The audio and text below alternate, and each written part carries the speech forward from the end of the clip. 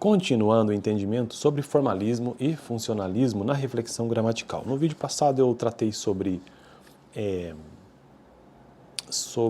os paradigmas, né? Ou seja, os modelos ou então as condições para que exista o formalismo e para que exista o funcionalismo. Um exemplo, então, para o formalismo, a língua, qual é o conceito de língua para o formalismo? A língua é um conjunto de sentenças, isso para o formalismo. Para o funcionalismo é diferente, a língua é um conjunto, é um instrumento de interação social. Veja que a língua é interação social para o funcionalismo. Para o formalismo é um conjunto de sentenças. Mas isso eu já tratei no vídeo passado, né? Os 8 paradigmas de cada um dessas duas correntes. E hoje quero continuar o texto sobre isso que diz o seguinte, avançando um pouco na temática aqui. O estruturalismo, examinado no ponto 1.1, né, e o prescritivismo, que será examinado no 1.3, têm em comum postular a língua como um fenômeno homogêneo, igual, sendo que aquele autonomiza a linguística enquanto disciplina científica, ou seja, o estruturalismo coloca a linguística como uma disciplina científica. Já o funcionalismo, resumido nos quadros anteriores, considera a língua como um fenômeno heterogêneo, diferente, como uma atividade social, por meio da qual vinculamos as informações, externamos nossos sentimentos e agimos sobre o outro. Então, o funcionalismo entende a língua como algo social.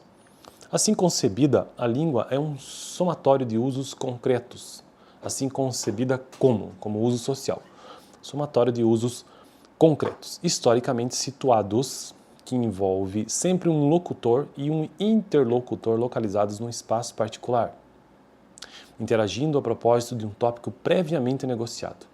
A linguística, por via de consequência, deixa de ser uma disciplina científica autônoma, buscando pontos de contato, portanto, com a psicologia, com a sociologia, com a antropologia, a semiologia dos símbolos, a ciência política, a história e a filosofia, entre aspas, interdisciplinarizando-se, por assim dizer. Para situar-se em relação ao tema língua como atividade social, o modelo funcionalista desenvolveu reflexões sobre as funções da língua.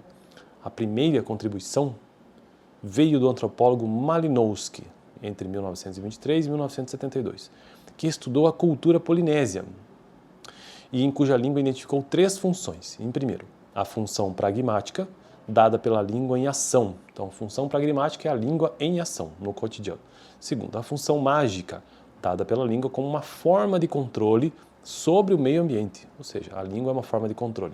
E, terceiro, a função narrativa, dada pela língua como uma sorte de depósito de informações úteis. Então, depósito de informações úteis, função mágica e função pragmática. Função narrativa, função mágica e função pragmática. Essa é a posição, então, desse antropólogo Malinowski, que adota, portanto, essa ideia, né, de que a língua é um instrumento de interação social. Sendo um instrumento de interação social, ela cumpre funções, sendo que a primeira é a função pragmática, a segunda é a função mágica e a terceira é a função narrativa. Bom, no próximo vídeo eu quero continuar a partir deste ponto, tratando sobre um outro cara que eu nem sei pronunciar, eu acho que é Beher ou Biller, que é o próximo teórico que eu tenho por aqui. Beleza? Então, estou construindo uma playlist nesse canal sobre gramática. Só que não a gramática tradicional normativa. Também, mas primeiro estou construindo uma base teórica, né? Estou utilizando este livro, A Gramática do Português Brasileiro, do Ataliba de Castilho. E esse autor, isso aqui é uma bíblia quase, né? Esse autor, do ponto de vista de volume, esse autor ele traz 4 grandes blocos linguísticos. E quais são esses 4 blocos linguísticos? Ou seja, teorias sobre a língua e a gramática.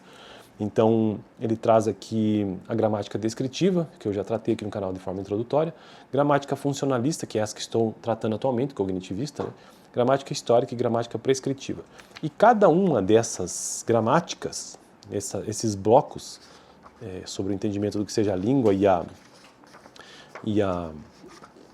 língua e a linguística, eles trazem conceitos diferentes sobre as unidades de tal gramática. Então, por exemplo, o que a gramática descritiva entende por fonema, que é diferente da gramática funcionalista, que traz outro significado um pouco diferente, assim como a gramática histórica e a prescritiva.